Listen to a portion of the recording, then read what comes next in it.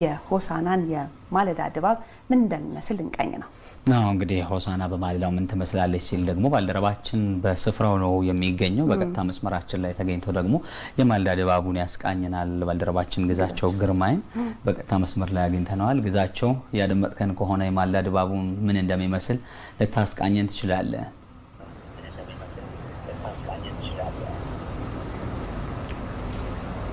ዙፋንና በረከት እንደምን አድራችኋል? እንደምናውቀው ከሆነ የሀገራችን ማለዳ መልኮች በርካታ ናቸው።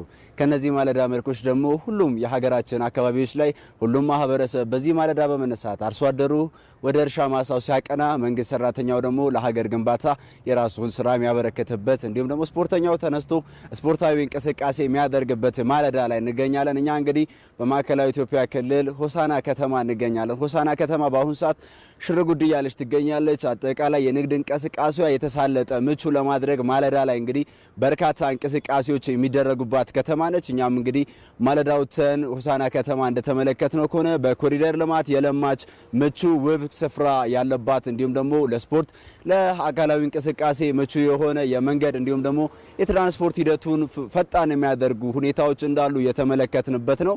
አጠቃላይ ሆሳና ከትናንትና እስከዛሬ ምቹ የሚባል ለውጥ የታየበት እንዲሁም ደግሞ አስቻይ ሁኔታዎች እንዳሉባት የተመለከትነው ይመስላል። እንግዲህ ይህንን በተመለከተ ሆሳና አሁን ላይ የኮሪደር ልማት ትግበራ አድርጋለች። ባለፉት ሂደቶች ምን አይነት ለውጦች መጡ ስንል እንግዲህ የከተማ አስተዳደሩን ከንቲባ ሳሙኤል ሽጉጤን እንግዳ አድርገናቸዋል። እንግዳችን ስለሆኑ ከልብ እናመሰግናለን። በአጠቃላይ ሆሳና ምን ትመስላለች? ማለዳ እንቅስቃሴዋስ እንደው ምን ይተገበርበታል? ምክንያቱም 4 አቅጣጫዎች አሉ በሆሳናና ትራንስፖርት ፍሰቶች አሉ። ማህበረሰቡ ትራንስፖርት ይጠቀማል ወደ 4ቱም አቅጣጫ። ምን ይመስላል ማለዳው? እንደው አመሰግናለሁ። እንግዲህ የሆሳና ከተማ አሁን ለመግለጽ እንደሞከርከው የማዕከላዊ ኢትዮጵያ ክልል ርዕሰ መዲና ናት።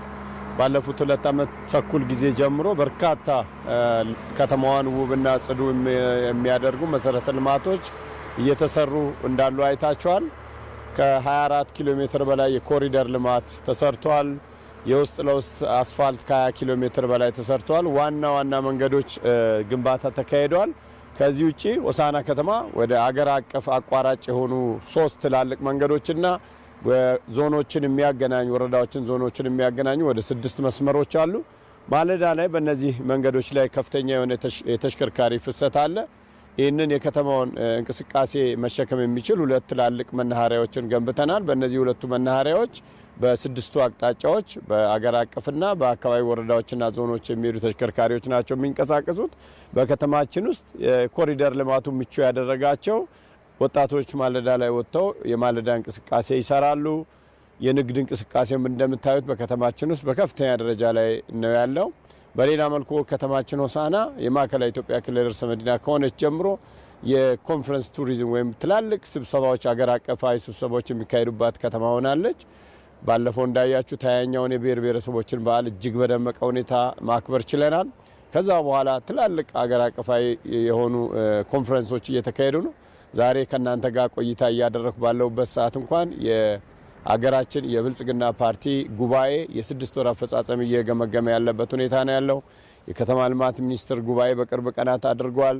በነገው ዕለት ደግሞ የስራና ክህሎት ሚኒስትር ከንግድና ቀጠና ትስስር ሚኒስትር ጋር በመሆን ደግሞ ትላልቅ ጉባኤዎችን በከተማችን ላይ እያስኬዱ ያሉበት ሁኔታ አለ። ከአንድ ሳምንት በኋላ የሴቶችና ማህበራዊ ጉዳይ ሚኒስትር ጉባኤ ይካሄዳል። ይሄ ሁሉ የሚያሳየው ከተማችን እንግዶችን ማስተናገድ የሚችል አቅም መፍጠሩን ነው። ሆቴሎቻችን ባለኮከብ ሆቴሎች እጅግ በጣም ብዙ ተሰርተዋል። ጥሩ አኮሞዴሽን አገልግሎት መስጠት ጀምረዋል። የንግድ እንቅስቃሴዋ ከፍተኛ ነው። በዚህ አይነት ከተማችን ሆሳና ሳቢ ውብና ማራኪ ተመራጭ እየሆነች መጥታለች። ለዚህ ደግሞ ዋነኛው የከተማዋ ሰላም ነው። በአገራችን ካሉ በአንጻራዊነት ጥሩ ሰላም ካለባቸው አካባቢዎች አንዷ ሆሳና ከተማ ከመሆኗ ጋር ተያይዞ እነዚህ መሰረተ ልማቶች እየተሟሉ አገልግሎት ሰጪ ተቋማት እያደጉ በመጡ ቁጥር ደግሞ ተመራጭና እየተወደደች የመጣች ከተማ ሆናለች። እንደው አመሰግናለሁ። በተለይ ደግሞ እኛም ተዘዋውረን እንደተመለከትነው ከተማዋ ምቹ ለነዋሪዎች ተስማሚ እንዲሁም ደግሞ ለእንግዶች ምቹ ከባቢ መፍጠር የተቻለበት ሁኔታ አለና የኮብልስቶን መንገድ ሂደቶችስ ወደ ውስጥ ያሉ ከተማን ከከተማ ጋር ማስተሳሰር አካባቢን ከአካባቢ ጋር ማስተሳሰር ምን ይመስላል? በሆሳዕና ከተማ የተሰሩ እንቅስቃሴዎች ለትራንስፖርት ሂደቱ እንዲሁም ደግሞ ለነዋሪዎቹ ምቹ ከባቢን ከመፍጠር አንጻር ምን ስራዎች ተሰሩ? በእነዚህ እስከ ኮሪደር ልማቱ ባሻገር የውስጡ አካባቢ የሚገኙ ነዋሪዎችን ተጠቃሚ ከማድረግ አንጻር እንደ ሆሳዕና የተገኘ ውጤት ካለ የተሰራ ስራ ካለ በቀጣይስ ምን ስራዎች ይሰራሉ? ምን እንጠብቅለው? አመሰግናለሁ። ሆሳዕና ከተማ አሁን በአሁኑ ሰዓት ከኮብልስቶን ስራ ይልቅ አሁን ቀደም ሲል በኮብልስቶን የነበሩ መንገዶችን ወደ አስፋልት የመቀየር አሁን ቅድም ለመግለጽ እንደሞከርኩኝ 20 ኪሎ ሜትር የውስጥ ለውስጥ አስፋልት በህብረተሰብ ተሳትፎ ነው እየተሰራ ያለው። ኦልሞስት ከዛ ውስጥ ወደ 14 ኪሎ ሜትሩ በመጠናቀቅ ላይ ይገኛል። አሁን እንደምታየው በዋናው መንገድ ላይ የባጃጅ ታክሲዎች፣ ሞተር ሳይክሎች እንዲሄዱ አይፈቀዱም። የንግድ ሞተሮች ማለት ነው። የውስጥ ለውስጥ መንገዶች እየተሰሩ ከመሆኑ ጋር ወደ ውስጥ ገብቶ ነው አገልግሎት የሚሰጡት። እዚህ ዋንኛው መንገድ ላይ የነበሩ ለአብነት የድሮ የመንገድ መብራቶች ወደ ውስጥ መስመር እንዲገቡ የማድረግ ስራዎች እየተሰሩ ነው። በዋንኞቹ መንገዶች ላይ የስማርት ፖሎችን የመትከል ስራ ነው እየሰራን ያለ ነው። አሁን እንደምታዩት 10.3 ኪሎ ሜትር አስፋልት መንገድ እየተሰራ ባለው ላይ ስማርት ፖሎችን የመጠቀም ስራና የቴሌ የመብራት እና የውሃ መስመሮች በአንድ መስመር እንዲሄዱና ስማርት ሲቲ ኮንሰፕትም አንዱ እሱ ስለሆነ እነዚህ ነው እያደረግን ያለ ነው። ቀደም ሲል የነበሩ የኮብልስቶን መንገዶች ደረጃቸውን ወደ አስፋልት የማሳደግ ውስጥ ለውስጥ አገልግሎት እንዲዳረስ የማድረግ ስራዎች እየተሰሩ ነው። ከዚህ ውጪ የከተማ መዳረሻ አካባቢዎች ደግሞ የጠጠር መንገዶች፣ የድሬኔጆች ስራዎች እየተሰሩ ይገኛሉ። በከተማ በአብዛኞቹ እየተሰሩ ያሉ መሰረተ ልማቶች በህብረተሰብ ተሳትፎ ነው። የመንግስት በጀትና የፌዴራልና የክልል በጀት ጭምር ተጨምሮ ነው። ከዚህ ውጪ አሁን ከተማ ውስጥ ዞር ዞር እያላችሁ እንዳያችሁት አሁን የአብዮ እርሳሞ መታሰቢያ ስታዲየም ቀደም ሲል ከነበረው ደረጃውን ጠብቆ ውበት ባለው መልኩ እንዲሰራ ሆነዋል።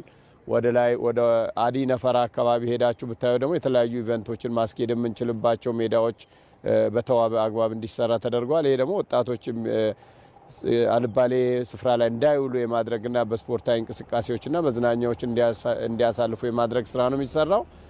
በአጠቃላይ በርካታ ከ7 ቢሊዮን ብር ማያንስ በጀት ተይዞለት በህብረተሰብ ተሳትፎ ጭምር የፌዴራልና የክልል መንግስት እገዛም ያለባቸው ፕሮጀክቶች በከተማችን ላይ እየተካሄደ ነው ያለው ለማለት። ከልማቶች ጀርባ ትልቁን አስተዋጽኦ የሚያበረክተው የአንድ የከተማ ነዋሪ ነው። የከተማ ነዋሪ ተሳትፎ እርሶም እንደገለጹት ከፍተኛውን ድርሻ ይወስዳልና ይህንንስ ከማስቀጠል አንጻር በቀጣይ እንደ ሆሳዕና ከተማ የሚሰሩ የልማት ስራዎች በከተማ አስተዳደሩ የሚተገበሩ ውጤታማ የልማት ስራዎች፣ እቅዶች፣ ትልሞች ይኖራሉና እነዚህ ስራዎች ውጤታማ እንዲሆኑ የማህበረሰቡ ተሳትፎና ድጋፍ ክትትል ምን ይመስላል? ቀጣይስ የማህበረሰቡ ሂደትና አጋዥነት ከከተማ አስተዳደሩ ጋር ያለው ሂደት ውጤታማ እንዲሆን የሚያስተላልፉት መልእክት ካለ? መልካም። የሚታዩ ልማቶች በሙሉ የተሰራው በአብዛኛው በህብረተሰብ ተሳትፎ ነው። እንዳልኩ በአንድ ከተማ ውስጥ 20 ኪሎ ሜትር የአስፋልት መንገድ አንደኛ ደረጃ አስፋልት መንገድ በህብረተሰብ ተሳትፎ መስራት ማለት እጅግ በጣም ከፍተኛ የሆነ በጀት የሚፈልግ ነው። የሳኒታሪ ፕሮጀክት አለ። የደረቅና ፈሳሽ ቆሻሻዎች ማስወገጃ ሳይቶች አሉ። በተለይ የፈሳሽ ቆሻሻ ማስወገጃ በዓለም ባንክ ከተገኘው በጀት የከተማ አስተዳደርና የዞን በጀት ጭምር ተጨምሮ አሁን ወደ 67% ላይ ይገኛል። የደረቅ ቆሻሻ መጣያና ማስወገጃ ስፍራን በተመሳሳይ ሁኔታ እና ሌሎች በርካታ መሰረተ ልማቶች እየተሰሩ ያሉት ከአስፋልት ጀምሮ የኮሪደር ልማቱ ጭምር በህብረተሰብ ተሳትፎ ነው። በመንግስት በጀት ብቻ ከተማን መለወጥ አይቻልም። ህብረተሰባችን በጀመረው አግባብ ለከተማችን ውበትና እድገት የበኩሉን አስተዋጽኦ አጠናክሮ ይቀጥላል። እኛም ከህብረተሰባችን ጎን አብረን ሆነን ከህብረተሰብ የተሰበሰበው ሀብት በተገቢ ሁኔታ ማኔጅ እያደረግን ከተማችን ቀን በቀን ውብና ለነዋሪዎቿ ማራኪ ሆና እንድትቀጥል የማድረግ ስራ ህዝባችን ይዘን እንቀጥላለን። ህዝባችን ደግሞ ከጎናችን ሆኖ የተለመደውን ድጋፍ ያስቀጥላል ብለን እናምናለን። እጅግ ከልብ አድርገን እናመሰግናለን። የሆሳዕና ከተማ ከንቲባ አቶ ሳሙኤል ሽጉጤ ከልብ አመሰግናለሁ።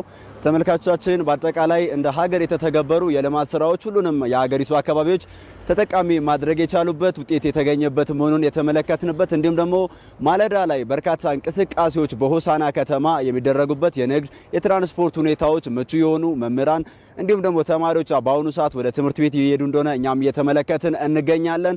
መንግስት ሰራተኞች እንቅስቃሴ እያደረጉ ወደ መስሪያ ቦታቸው እየሄዱ ይገኛል። አጠቃላይ ሆሳዕና በአሁኑ ሰዓት መልካም እንዲሁም ደግሞ ምቹ ሁኔታ ላይ እንዳለች ተመልክተናል። ለአሁኑ ያለን መረጃ ይህን ይመስላል። በረከትና ዙፋን ወደ እናንተ ልመለስ። ግዛቸው ከሆሳና ከተማ የማለዳ ድባብ አስቃኝቶናል። ለጊዜ እጅግ አድርገን እናመሰግናለን። መልካም ቀን ይሁንልህ።